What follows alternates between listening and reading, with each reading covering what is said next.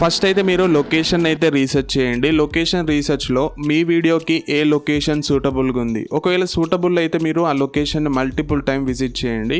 ఎందుకంటే అక్కడ పబ్లిక్ ఉన్నారా లేదా, కంఫర్టా కాదా, సేఫా కాదా. బట్ ఎప్పుడైతే మీరు ఆ లొకేషన్ని మల్టిపుల్ టైం విజిట్ చేశారో ఆ లొకేషన్ గురించి మీకు కంప్లీట్గా అర్థమవుతుంది.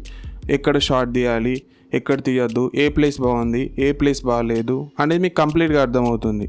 అప్పుడు మీ దగ్గర ఉన్న మొబైల్ని ఓపెన్ చేసి కొన్ని ఫొటోస్ని క్యాప్చర్ చేయండి ఆ లొకేషన్లో. మళ్ళీ మీరు బ్యాక్ వచ్చేసిన తర్వాత మీ వీడియోకి ఆ లొకేషన్ సూటబులా కాదా అనేది మీకు అక్కడనే క్లియర్ కట్గా అర్థమవుతుంది. ఇదంతా ఎప్పుడు చేయాలి? నెక్స్ట్ డే మీకు షూటింగ్ ఉంది, బిఫోర్ డే మీరు అక్కడికి వెళ్ళండి.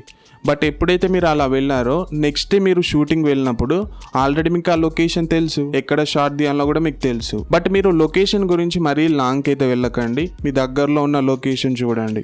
లొకేషన్ గురించి మనం ఎంత రీసెర్చ్ చేసామో మన దగ్గర ఉన్న గ్యాడ్జెట్స్ కూడా అంతే పర్ఫెక్ట్గా ఉండాలి.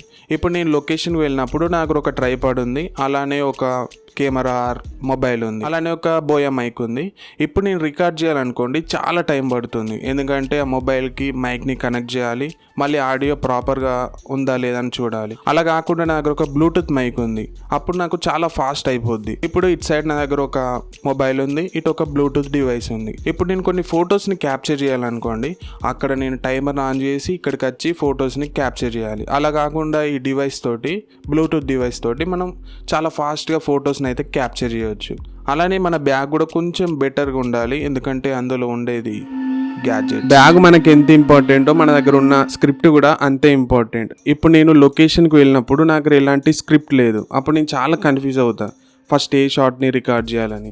అందుకోసమే మీరు స్క్రిప్ట్ని ఈచ్ అండ్ ఎవ్రీ డీటెయిలింగ్గా షార్ట్తో సహా రాయండి. అప్పుడు మీరు లొకేషన్కి వెళ్ళినప్పుడు మీకు చాలా ఈజీ అవుతుంది వీడియోని రికార్డ్ చేయడానికి. ఒకవేళ మీరు రాసిన స్క్రిప్ట్ ఏదైతే ఉందో మీకు ఐడియా రానప్పుడు ఆ షార్ట్స్, అప్పుడు మీరు జస్ట్ మీ మొబైల్ ఓపెన్ చేసి ఆ షార్ట్స్ని ఆ మొబైల్లో టైప్ చేయండి. ఆ ప్లేస్కి వెళ్ళినప్పుడు ఆ ఫస్ట్ ఏదైతే షార్ట్స్ ఉన్నాయో వాటిని మీరు రికార్డ్ చేయొచ్చు. అలానే డోంట్ రైట్ సో మచ్. మీరు అవుట్డోర్కి వెళ్ళినప్పుడు ఎక్కువ రాయకండి. ఒకటేసారి మీరు 10 షార్ట్స్ రాసారనుకోండి, అవి అంతా పర్ఫెక్ట్గా రాకపోవచ్చు. అలా కాకుండా ఈరోజు ఒక 5 షార్ట్స్ని రికార్డ్ చేయండి, మళ్ళీ నెక్స్ట్ డే వెళ్ళి మళ్ళీ ఇంకొక 5 షార్ట్స్ని రికార్డ్ చేయండి. అలా మీకు కూడా క్లియర్గా అర్థమవుతుంది షార్ట్స్ అనేది డీటెయిలింగ్ ఉన్నాయా లేదా అనేది అక్కడనే మీకు అర్థమవుతుంది.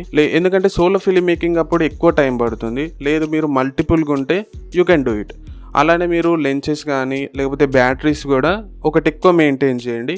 అక్కడ ఏదైనా ప్రాబ్లం వచ్చినా కూడా ఆన్ ద స్పాట్లో మీరు చేంజ్ చేసి వీడియోని అయితే రికార్డ్ చేయొచ్చు. అలానే వెదర్ కూడా, మీరు అవుట్డోర్కి వెళ్ళినప్పుడు వెదర్ కండిషన్ చూసి మీరు అవుట్డోర్కి వెళ్ళండి, ఎందుకంటే అక్కడికి వెళ్ళినప్పుడు మళ్ళీ ప్రాబ్లం అవుద్ది. సో టైమింగ్ కూడా అంతే, మార్నింగ్ 6 to 7 మధ్యలో రికార్డ్ చేయండి, అది golden hour. Evening time 6 to 7 కూడా చాలా బెస్ట్ ఆప్షన్ వీడియోని రికార్డ్ చేయాలంటే. బట్ ఈవినింగ్ టైం రికార్డ్ చేయకండి, లైక్ 12 o'clockకి రికార్డ్ చేయకండి, నాలాగా ఉంటుంది.